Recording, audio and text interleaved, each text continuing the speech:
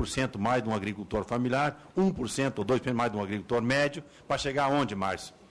O doutor BNDES, que está aí, mais de 500 bilhões, viu, Tereza Cristina? Esse é o ralo.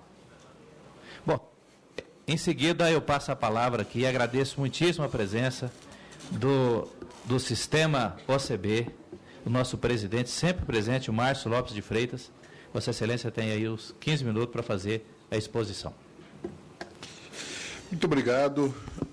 Quero agradecer e cumprimentar o deputado Zé Silva, agradecer pelo convite, cumprimentá-lo pela oportunidade da realização dessa audiência e desse debate. Eu diria até, deputado, para iniciar minha conversa, que nós já estamos atrasados. Nós tínhamos que estar com o esboço do plano agrícola e pecuário, tanto quanto do plano de safra da agricultura familiar, muito mais bem desenhado e encaminhado. Mas eu acho que é oportuno que a gente discuta isso ainda aqui e a gente possa fazer as sugestões ao Ministério da Agricultura e ao Ministério do Desenvolvimento Agrário, bem como aos outros órgãos. Quero cumprimentar todos os deputados que estão aqui, não quero citar cada um, mas cumprimentar a todos os outros demais convidados que estão aqui também para participar desse evento. E eu queria botar de uma maneira muito, muito clara, só me empresta esse aparelhinho de deixar a gente doido.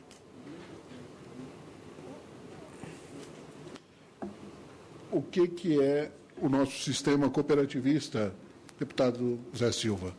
E que eu tenho aqui a responsabilidade e a honra de estar representando. Nós temos 1.597 cooperativas hoje de agricultores no Brasil. Esse é o número de cooperativas de produtores rurais espalhadas pelo Brasil, nas diversas atividades. Nós temos 1.007.000 cooperados nessas cooperativas, com nome e endereço. Isso são 1.007.675 cooperados, era o número dia 31/12. E que estas mesmas cooperativas, André, geraram, até o final do ano passado, 161.000 empregos diretos dentro das cooperativas. Eu não estou falando dos empregos gerados na cadeia da produção, onde a cooperativa está envolvida.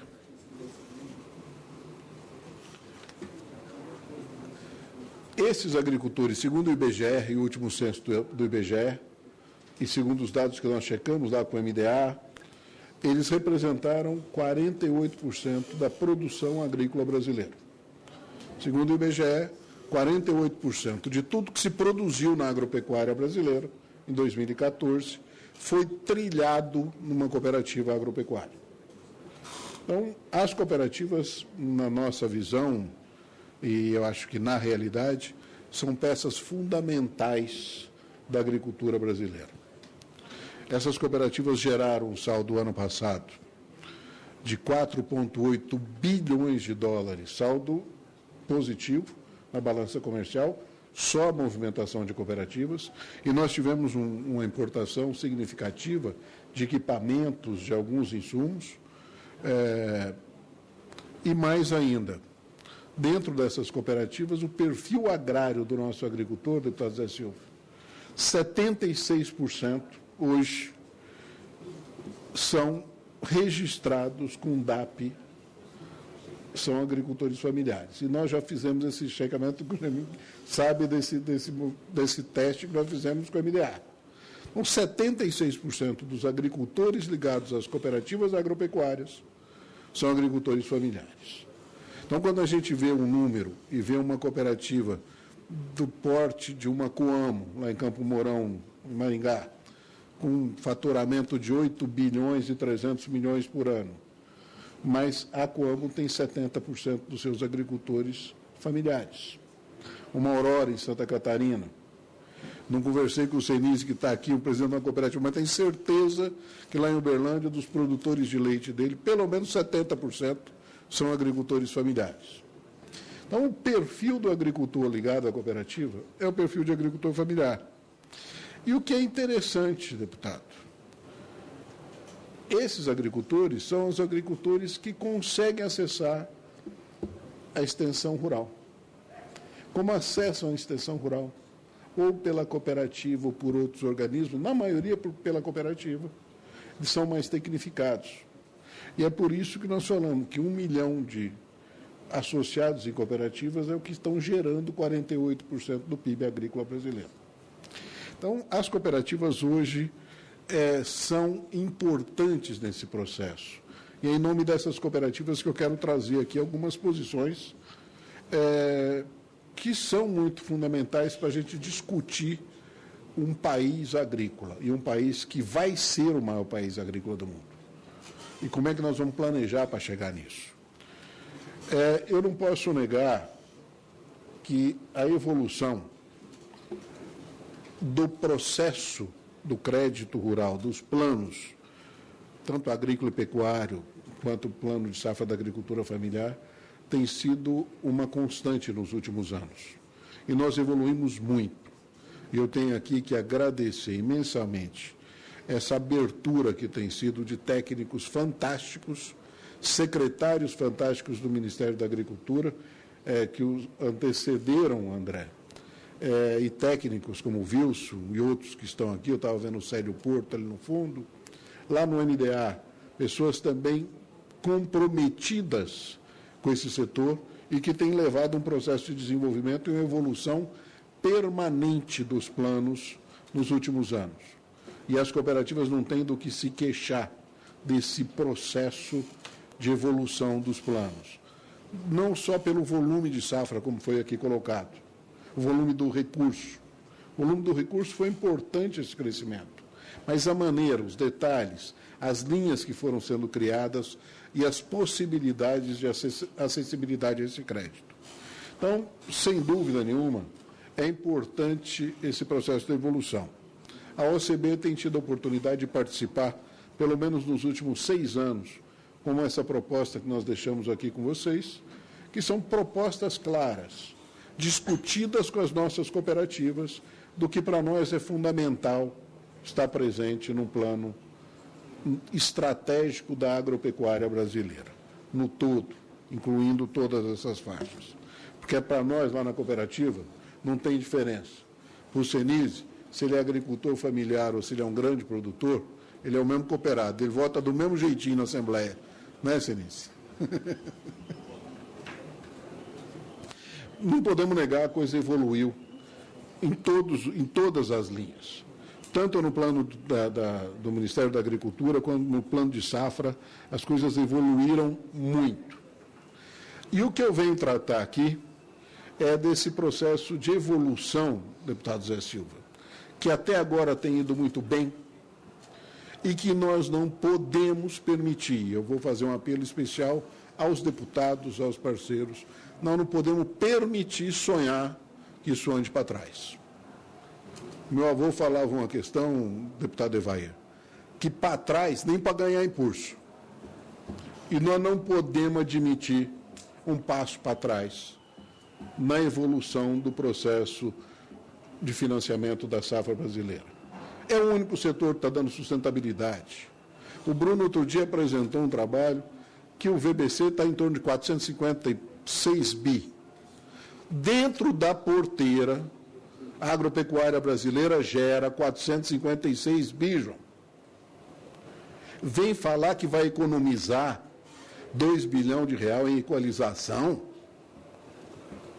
porque ninguém fala esse número, deputada Tereza. O que é o real que o Tesouro põe de equalização? Quanto custa ao Tesouro equalizar as taxas de juros de todo o conjunto do financiamento? A informação que eu tenho e os cálculos que eu faço pelo fluxo não ultrapassam 12 bilhões de reais o montante todo, incluindo financiamentos a investimento. E quero deixar outra posição aqui muito clara, aqui, para os deputados até conhecerem. Essa dos investimentos, principalmente Moderfrota, Moderinfra, eu quero repartir essa conta com a indústria. Porque ele é tanto financiamento. O agricultor precisa, assim, de tecnologia, quanto para a indústria de máquina. O que seria da indústria de tratores brasileiros se não fosse o Moderinfra. Então, eu quero repartir essa conta, viu, Tereza?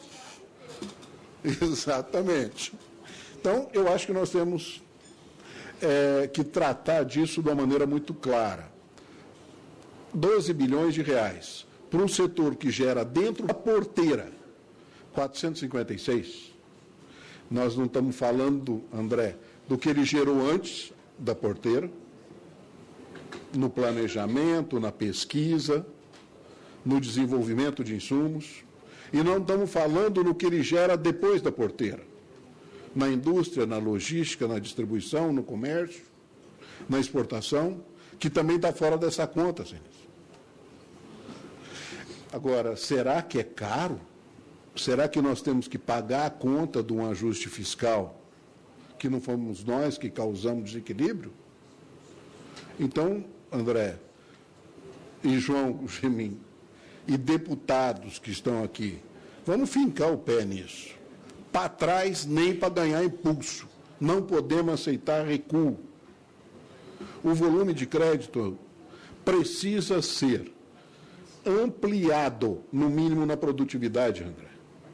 Se nós ganhamos em produtividade, se nós evoluímos, no mínimo reconhecimento do esforço de produtores rurais que estão enfiados aí por esse Brasil afora e reconhecer o ganho da produtividade e dar pelo menos um sinal disso.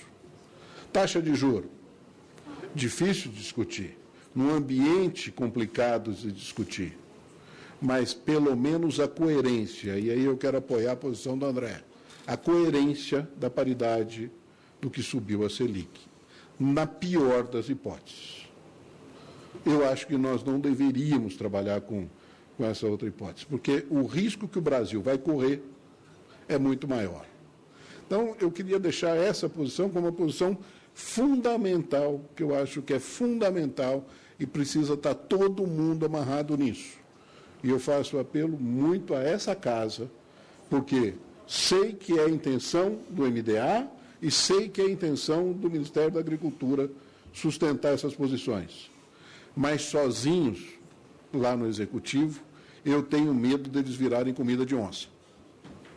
Então, nós temos que engrossar o bando. Nós temos que fortalecer a nossa ministra, o nosso ministro, para poder segurar essa posição com a Fazenda. E é o apelo que eu faço, e as cooperativas vão estar mobilizadas para respaldar essa posição dos ministérios. Uma outra questão, já dando sequência, André, e eu queria te falar que, quando conversamos sobre as propostas, eu até concordei com você que, se o plano não estava muito bonito, o Wilson sabe dessa conversa, era melhor não falar muito cedo nele. Errado. Se é que é para dar dor de barriga, que dá de uma vez.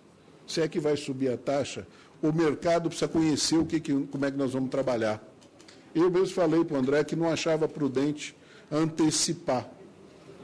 Mudei de ideia, André. Mudei de ideia porque eu fui ouvir a minha base, fui ouvir minhas cooperativas, e as cooperativas ficam uma insegurança.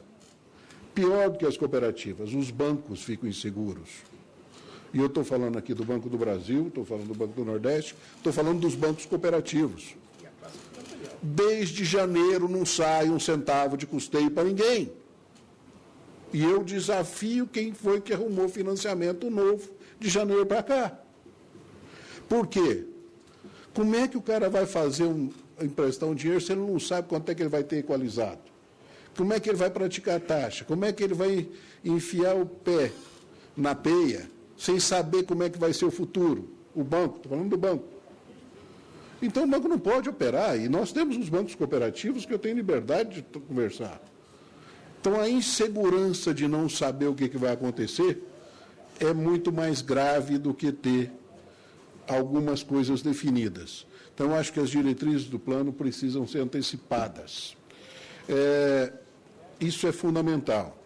Deixa eu botar, sei que parece que eu estou estourando o tempo aqui, mas é importante essa manutenção dessas posições e essas taxas de juros serem mantidas. Eu vou colocar algumas questões que são essenciais, que já são tratadas aqui. Gente, pelo amor de Deus, vamos cuidar do seguro rural com seriedade. Se nós tivéssemos um seguro rural eficaz, aonde não tivesse contingenciamento, aonde os recursos disponibilizados do governo tivessem sido disponibilizados mesmo, nós não estaríamos brigando para inventar sopa de letrinha regulamentar para vir dinheiro de fora, André. O mercado financia, só dá segurança. Nós sabemos disso. Tem recurso no mundo para financiar, nós não temos seguro. Nós não podemos oferecer seguro. Como é que nós vamos garantir essa posição? Então, eu acho que o seguro é fundamental e eu queria marcar isso como uma posição importantíssima. Não só acertar o passado, nós precisamos garantir que isso funcione e funcione num crescente daqui para frente. A gente já escuta isso há mais de 12 anos e essa coisa não roda. Outra questão, vou falar só das questões pontuais, porque as de ordem normal já estão reconhecidas até nessa posição. Gente, flexibilizar garantias vinculadas aos programas anteriores, securitização, Recope e PESA. Esses financiamentos foram feitos há 15 anos atrás. O saldo remanescente dos passivos hoje estão, na média, segundo o Banco Central, de 15% a 18% do original. Ou seja, já foram pagos. O índice de inadimplência é muito baixo desses financiamentos. Só que as garantias são as mesmas. E são, na maioria das vezes, o patrimônio total da cooperativa, no caso do cooperativo ou do produtor. Porque a cooperativa tinha um patrimônio, o que ela fez em cima daquele patrimônio, está tudo preso em garantia. E muitas vezes a cooperativa não tem disponibilidade de nada para oferecer, para tomar as linhas de crédito interessantes, como de armazenagem, como de modelo infra e mesmo para capital de giro. Então, é importante soltar um programa que flexibilize. Nós não estamos pedindo perdão de dívida, não é nada disso. É substituição dessas hipotecas para poder liberar a hipoteca, e o Banco do Nordeste conhece essa operação. É complicado porque essas dívidas foram passadas ao Tesouro.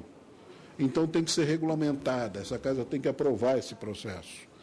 Mas as dívidas já foram amortizadas. Segundo, concede desconto para liquidação.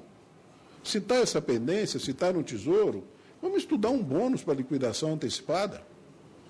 E até quem deve menos de 50 mil, que é o que os bancos chamam de operação careca, para que ter a garantia ainda permanente, se tem outros tipos de garantia?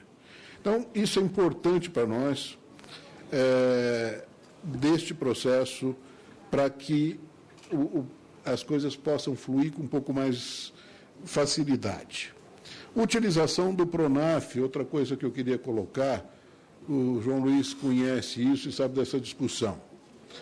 Uma coisa que a legislação hoje impede, que você tome 2 linhas de crédito de financiamento. Se eu tenho um PRONAF Agroindústria, o Senise vai lá e toma um recurso do PRONAF Agroindústria, porque ele tem a DAP jurídica, para fazer uma coluna de desidratação de leite. Mas o PRONAF Agroindústria limita o volume.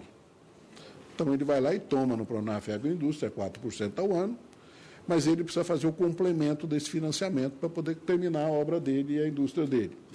Ele não pode fazer em nenhuma linha pública oficial, porque a legislação, a regra, hoje proíbe.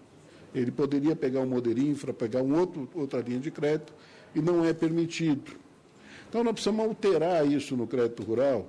Aí eu faço um apelo da gente conversar isso, porque eu acho que basta um voto do Conselho Monetário Nacional, para que tenha complementariedade. Não tem sentido, senão ele vai pagar no mercado uma taxa de juros incompatível com essa situação. Acho que das questões pontuais, que eu acho que é importante, além das ordinárias, eu queria ressaltar essa posição e uma especial, que eu até aproveito aqui a presença da Calu, lá de Uberlândia, é para nós, vocês vão ver no plano de safra da agricultura, do Ministério da Agricultura, mesmo no plano de safra do MDA, no plano, nós não temos dado atenção devida aos produtores de leite. Sei que tem financiamento para investimento, mas eles não entram nessa cota. E eu queria falar dessa grande faixa da classe média rural brasileira, são os pequenos produtores de leite, que estão espalhados por esse Brasil afora, são base de renda no setor rural brasileiro. Nós devemos ter mais de 500 mil produtores de leite espalhados pelo Brasil, e esses produtores estão sofrendo a cada dia que passa. E não é por questão pontual do momento, não. É pelo mecanismo. Nós precisamos criar um mecanismo e ter um planejamento específico para a produção de lácteos no Brasil, que viabilize o nosso pequeno agricultor. Eu tenho cooperativas, que eu falei com elas hoje de manhã, tem produtores lá em Minas Gerais, não é Uberlândia, mas tenho certeza que lá em Uberlândia não vai ser diferente, que se a cooperativa pagasse o leite para o produtor e não fosse buscar o leite, ficava mais barato para a cooperativa. Só que ela não pode fazer isso, porque ela mataria a dignidade desse ser humano. Então, como é que nós vamos fazer com esse pequeno produtor, que não é viável, a indústria não interessa por ele, a indústria comum, que não interessa o produtor pequeno, e como é que nós vamos fazer com que esse cara seja viável e que viabilize a cooperativa dele e esse cara tenha acesso ao mercado? Eu vi hoje uma nota fiscal lá de Santa Catarina, um produtor de leite que recebeu 62 centavos pelo litro de leite dele. Isso é vergonhoso. Mas mais vergonhoso ainda é esse cara deteriorando a renda e a qualidade de vida dele. Eu acho que nós precisamos dar essa posição. Deputado, obrigado pela posição. E, mais uma vez, deputados, principalmente, e Ministério da Agricultura e Ministério do Desenvolvimento Agrário. Para trás, nem para ganhar impulso, gente, pelo amor de Deus. Não vamos deixar recuar isso aí. Obrigado ao presidente Márcio Lopes de Freitas, da nossa OCB, a consistência, né, que ele tem na sua proposta que ele trouxe.